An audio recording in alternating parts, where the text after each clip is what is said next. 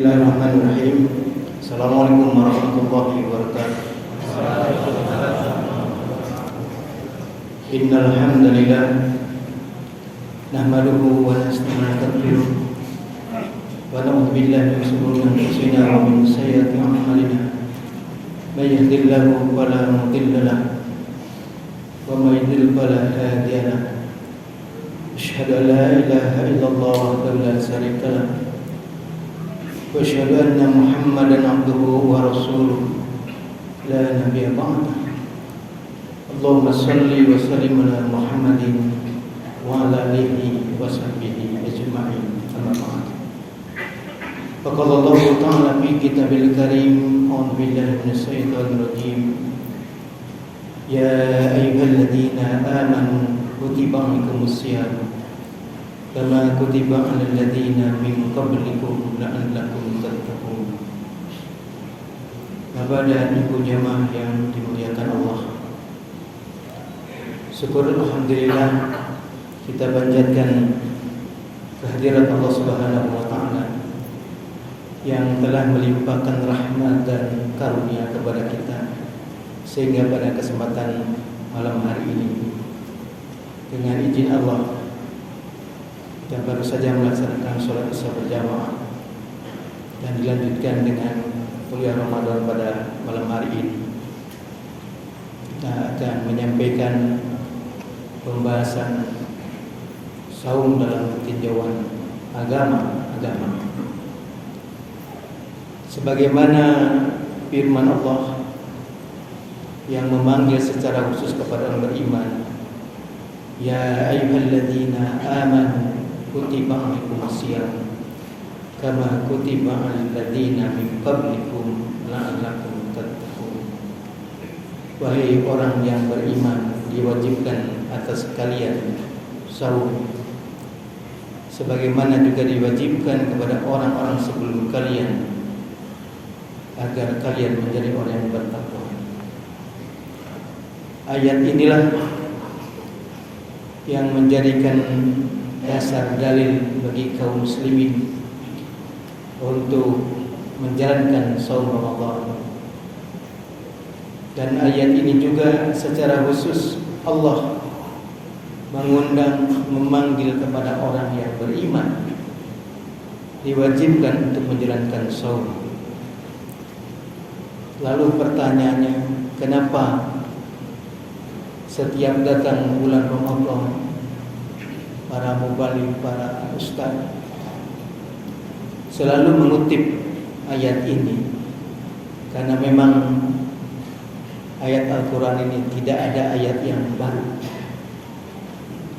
Dari sejak diutusnya Rasulullah SAW sampai hari ini, Quran tidak mengalami penambahan, bahkan juga tidak mengalami pengurangan. Jadi tidak ada istilah perjanjian lama, perjanjian baru, tidak ada. Maka begitu datang bulan Ramadan, selalu ayat ini dibaca. Nah, yang diundang oleh Allah adalah orang yang beriman. Jadi tentu yang tidak beriman tidak dipanggil oleh seruan Allah ini. Nah, pertanyaannya, siapa orang yang beriman? Allah terangkan di dalam surat Al-Hujurat ayat ke-15. Innamal mu'minuna alladzina amanu billahi wa rasul tsumma lam yartabu wa jahadu bi amwalihim wa anfusihim fi sabilillah ulaika humus shadiqun. Allah terangkan dalam ayat ini, sesungguhnya orang-orang beriman adalah amanu billah, yaitu orang yang beriman kepada Allah, wa rasul, dan beriman kepada Rasulnya, tsumma lam yartabu, kemudian dia tidak ragu, tidak ada keraguan, dia beriman kepada Allah. Tentu kita harus beriman terhadap adanya Allah, tapi tidak cukup kita mengakui hanya adanya Allah, tapi kita juga harus beriman supaya tidak ragu, kita yakin bahwa Allah itu maha segalanya.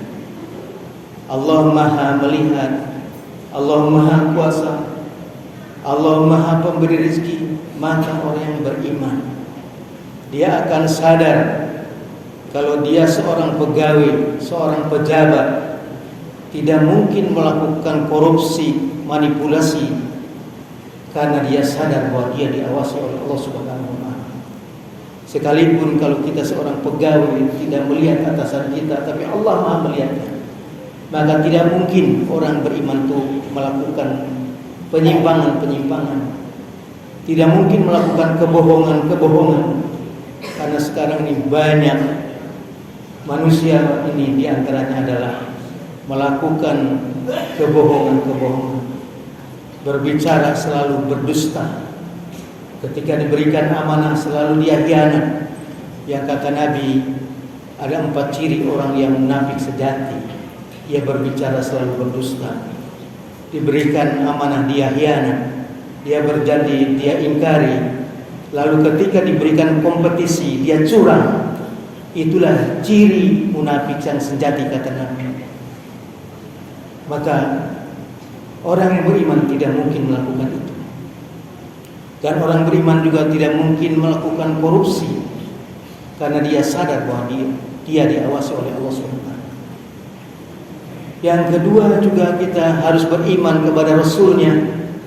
Tentu kalau kita tanya apakah kita percaya Muhammad sebagai Rasul Allah, tentu umat Islam percaya, tapi juga harus mencontoh terhadap keteladanan Rasul. Maka dijelaskan dalam ayat ini, summa lam yartab, kemudian tidak ragu terhadap adanya Allah, tidak ragu terhadap mahanya Allah, dan juga kita yakin Muhammad sebagai Rasul Allah, tapi kita juga harus mencontoh keteladanan Rasul. Ini yang pertama dijelaskan orang beriman.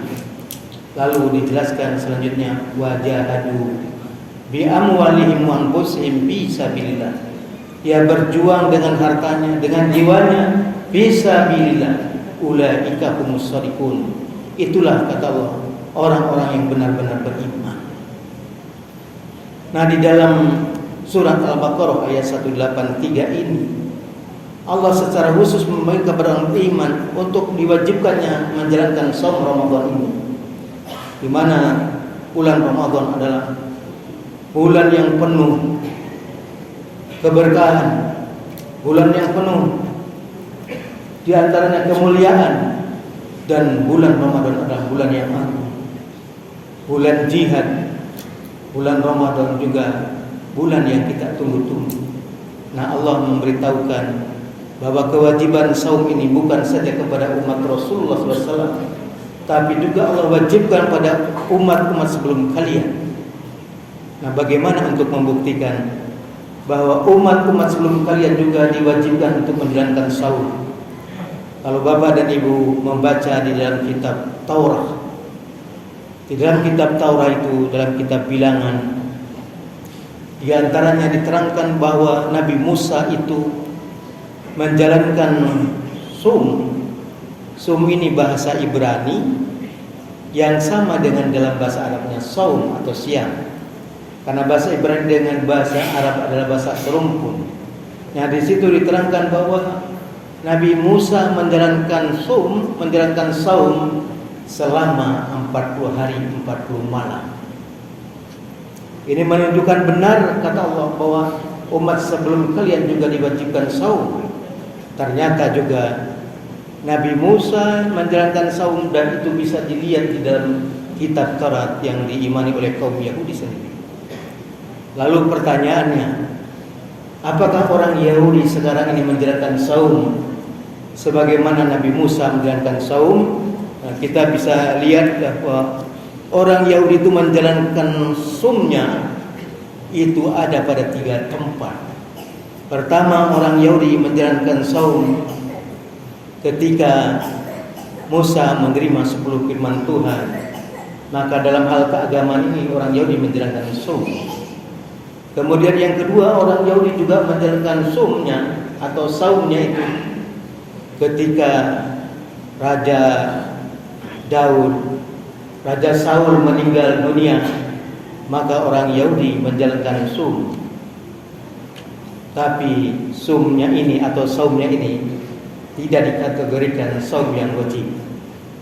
Nah, di antaranya ketika raja-raja mereka meninggal, sebagaimana tadi Saul misalnya, Raja Saul meninggal, mereka menjalankan sum. Tetapi dalam rangka sum perkabungan ini, orang Yahudi melakukan dalam rangka perkabungan dengan menggunakan pakaian yang serba hitam. Jadi dari mulai topinya, orang Yahudi menggunakan topi yang hitam, bajunya yang hitam, celananya hitam, itu dalam rangka perkabungan. Ini tradisi Yahudi. Tetapi dalam Islam tidak ada umat Islam ketika ada yang meninggal dunia, tetangganya atau ustadz yang meninggal dunia, maka dalam rangka perkabungan umat Islam juga ikut pakaian hitam-hitam. Ini tidak dicontohkan oleh Nabi. Maka kata Nabi, man tasabaha biqaumin fahuwa minhum. Barang siapa meniru-niru kebiasaan suatu kaum, maka termasuk kaum itu. Tapi sekarang banyak umat muslim, terutama kaum ibu-ibu, ketika tetangga meninggal dunia, dia pulang ke rumahnya yang tadinya kerudungannya putih lalu diganti pakai kerudungan hitam, bajunya hitam, celananya hitam, kalau perlu pakai kacamata juga yang hitam, pakai payung yang hitam. Nah, ini yang Nabi larang, karena tidak boleh meniru kebiasaan mereka. Kemudian yang ketiga, orang Yahudi sekarang itu menjalankan sumnya itu dalam rangka pertobatan yang dilaksanakan pada Yom Kippur. Yom Kippur itu adalah hari pertobatan. Yom ini bahasa Ibrani yang dalam bahasa Arabnya Yaum, yang artinya hari, karena ini bahasa serumpun. Nah, orang Yahudi menjalankan som dalam rangka pertobatan, yaitu ketika terjadi adanya Yom Kippur itu. Nah, inilah yang dianggap wajib oleh mereka. Itu orang Yahudi di dalam menjalankan saum. Jadi tidak ada orang Yahudi sampai hari ini mencontoh bagaimana Nabi Musa menjalankan saum. Lalu pertanyaannya, bagaimana Nabi Isa alaihissalam? Apakah Nabi Isa alaihissalam menjalankan saum? Tentunya berdasarkan ayat Quran tadi pasti. Kalau yang kita ketahui misalnya dalam hadis Nabi bahwa Nabi Daud menjalankan saum, satu hari saum, satu hari berbuka, itulah saumnya Nabi Daud, yang kata Nabi saum yang terbaik adalah saumnya Daud.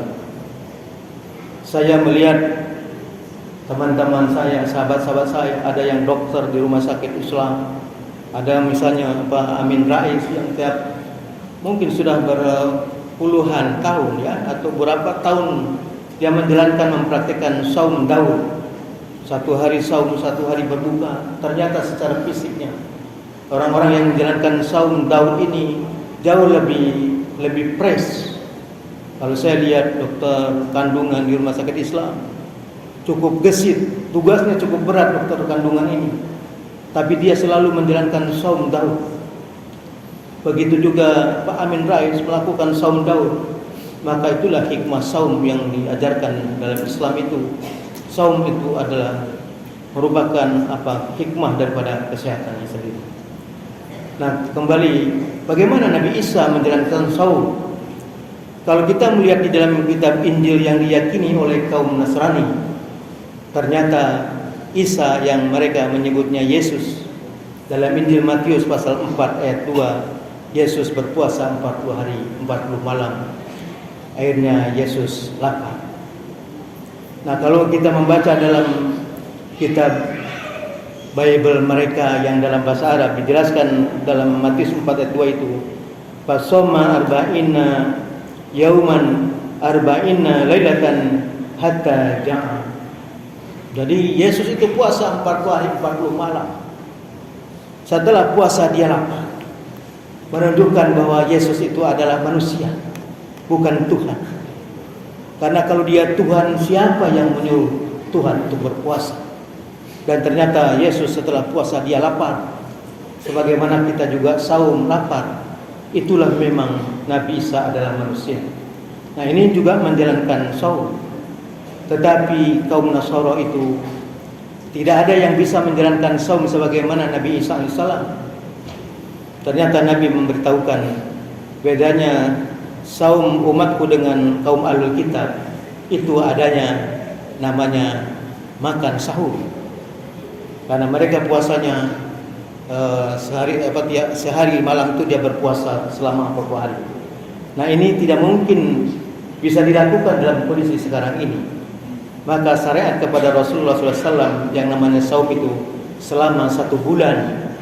Tapi waktunya dari mulai terbit fajar sampai terbenam matahari.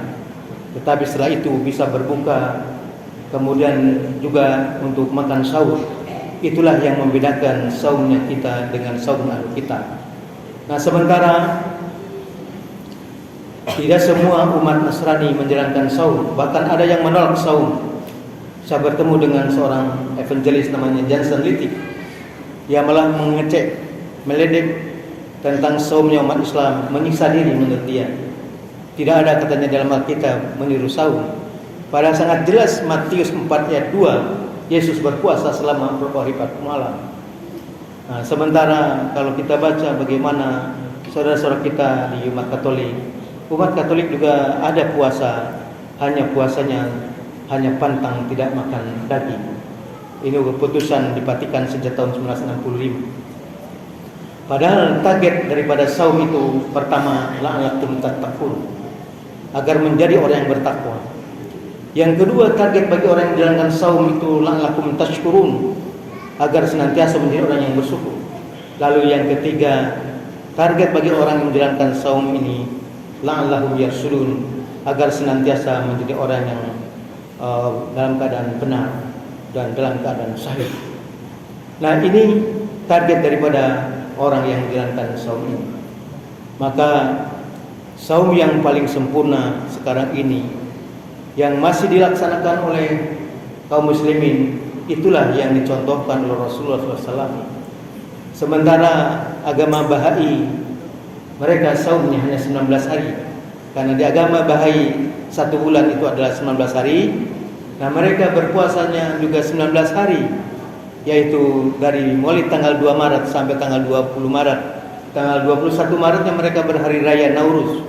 Dari orang Bahai puasa 19 hari, karena mereka yakin 1 bulannya 19 hari dan 1 tahun 19 bulan. Waktunya sama dari mulai terbit fajar sampai terbenam matahari.